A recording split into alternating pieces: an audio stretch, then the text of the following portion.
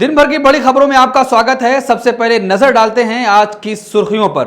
उदयपुर शहर का बिगड़ा माहौल, कई जगहों पर आगजनी और तोड़फोड़, धारा 144 लागू। शनिवार रात 10 बजे तक इंटरनेट सेवा को भी बंद किया गया। इजराइल हमले से लेबनान में कम से कम 10 लोगों की मौत हुई है। हिंदुत्वादी नेता राम गिरी ने की पैगंबर मोहम्मद साहब की शान में गुस्ताखी, पुलिस ने दर्ज की FIR। दिल्ली एयरपोर्ट पर विनेश का जोरदार हुआ स्वागत। विनेश को एयरपोर्ट पर स्टार रेसलर साक्षी मलिक और बजरंग पुनिया ने किया रिसीव। वक्फ बोर्ड के मुद्दे पर एनडीए में बड़ी फूट, अजीत पवार बोले वक्फ बोर्ड के संदर्भ में कोई भी अड़चन नहीं आने देंगे। तुर्की पहुंचे फलस्तीन के राष्ट्रपति महमूद अब्बास। भारत के प्रधानमंत्री नरेंद्र मोदी और बांग्लादेश की अंतरिम सरकार के प्रमुख मोहम्मद यूनुस के बीच शनिवार को फोन पर हुई बातचीत। अब खबरें विस्तार से। उदयपुर की घटना ने पूरे देश को हैरान कर दिया है। 10वीं में पढ़ने वाले एक छात्र पर उसी स्कूल में पढ़ने वाले एक दूसरे छात्र ने चाकू से हमला कर दिया। घटना के बाद शहर का माहौल बिगड़ गया और कई जगहों पर आगजनी और तोड़फोड़ होने लगी। उपद्रवियों ने कई कारों को आग के हवाले कर दिया। हालात को देखते हुए पुलिस ने धारा 144 लागू कर दी और शनिवार रात 10 बजे तक इंटरनेट सेवा को भी बंद कर दिया गया है। प्रशासन ने अगले आदेश तक सभी निजी और सरकारी स्कूलों और कॉलेजों को बंद रखने के आदेश जारी कर दिए हैं। उदयपुर में चाकूबाजी घटना के आरोपी के घर को प्रशासन ने तोड़ दिया है। प्रशासन ने बड़ा एक्शन लेते हुए खाजी पीर की दीवान शाह कॉलोनी में बने आरोपी के घर पर बुलडोजर चला दिया है। जिस वक्त बुलडोजर चला उस वक्त भारी तादाद में वहां पर पुलिस बल मौजूद थी। बताया जाता है कि आरोपी का परिवार इस घर में किराए पर रह रहा था। बिहार के खगड़िया में अगवानी घाट और भागलपुर के सुल्तानगंज को जोड़ने वाले निर्माणाधीन पुल का एक हिस्सा शनिवार को ढह गया, जिससे बिहार के राजनीतिक हलकों में फिर से विवाद शुरू हो गया है। बिहार के उप मुख्यमंत्री विजय कुमार सिन्हा ने ऐसी घटनाओं को राज्य सरकार की छवि खराब करने वाली घटना बताते हुए कहा कि इसमें शामिल किसी भी व्यक्ति को बख्शा नहीं जाएगा। उन्होंने संबंधित ठेकेदार पर लापरवाही और ढिलाई का आरोप लगाया है और साथ ही तेजस्वी यादव पर निशाना साधते हुए सिन्हा ने दावा किया कि अगर उन्होंने समय पर कार्रवाई की होती तो चीजें अलग होती। वहीं पर तेजस्वी ने निशाना साधते हुए कहा कि नीतीश कुमार के नेतृत्व में पुल, पुलिया और स्कूल ढह रहे हैं। भारतीय रेसलर विनेश फोगाट आज भारत लौटी। दिल्ली एयरपोर्ट पर विनेश का जोरदार स्वागत हुआ। विनेश को एयरपोर्ट पर स्टार रेसलर साक्षी मलिक और बजरंग पुनिया ने रिसीव किया। विनेश अब दिल्ली से अपने पैतृक गांव बलाली गई हैं। देश लौटने पर दिल्ली के इंदिरा गांधी एयरपोर्ट से लेकर उनके गांव बलाली तक स्वागत की तैयारी की गई है।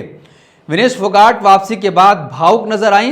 विनेश ने उनका सपोर्ट करने के लिए देशवासियों का शुक्रिया अदा किया। वहीं पर कांग्रेस नेता और लोकसभा सांसद शशि थरूर ने ट्वीट किया और विनेश का हौसला बढ़ाया है। शशि थरूर ने लिखा, इसके आगे सब ढेर हैं, ये छोरी बब्बर शेर है। भारत के प्रधानमंत्री नरेंद्र मोदी और बांग्लादेश की अंतरिम सरकार के प्रमुख मोहम्मद यूनुस के बीच शुक्रवार को फोन पर बात हुई। बांग्लादेश में सत्ता परिवर्तन के बाद हिंदू अल्पसंख्यकों पर हो रहे हमले की खबरों के बीच दोनों नेताओं के बीच ये पहली बातचीत रही। भारत के प्रधानमंत्री ने इस बातचीत के बाद एक्स पर लिखा कि मेरे पास मोहम्मद यूनुस का फोन आया। इस दौरान हम दोनों ने बांग्लादेश की मौजूदा स्थिति को लेकर बातचीत की।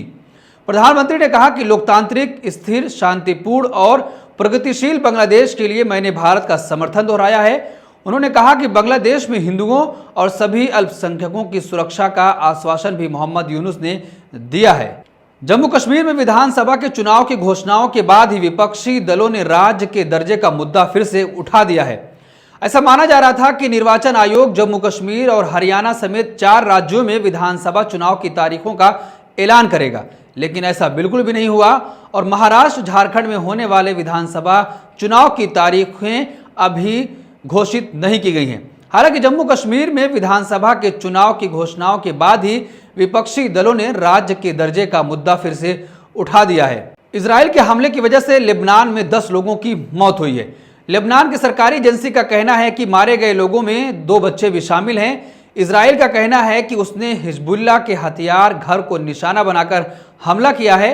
लेबनान की राजधानी बैरूत में इजराइल के हमले, हिजबुल्लाह के कमांडर के मारे जाने के बाद दोनों देशों के बीच तनाव काफी बढ़ा हुआ है। हिंदुत्वादी नेता राम गिरी ने पैगंबर मोहम्मद साहब की शान में गुस्ताखी की। उसके बाद पुलिस ने FIR दर्ज कर ली है। मामला लगातार बढ़ता ही जा रहा है। महाराष्ट्र में जगह जगह लोग विरोध दर्ज करा रहे हैं। वक्फ बोर्ड के मुद्दे पर एनडीए में बड़ी फूट सामने आई है। नीतीश कुमार और नायडू के बाद अब अजीत पवार ने नरेंद्र मोदी सरकार को आंख दिखाना शुरू कर दिया है। अजीत पवार ने कहा कि वक्फ बोर्ड के संदर्भ में कोई भी अड़चन नहीं आने देंगे।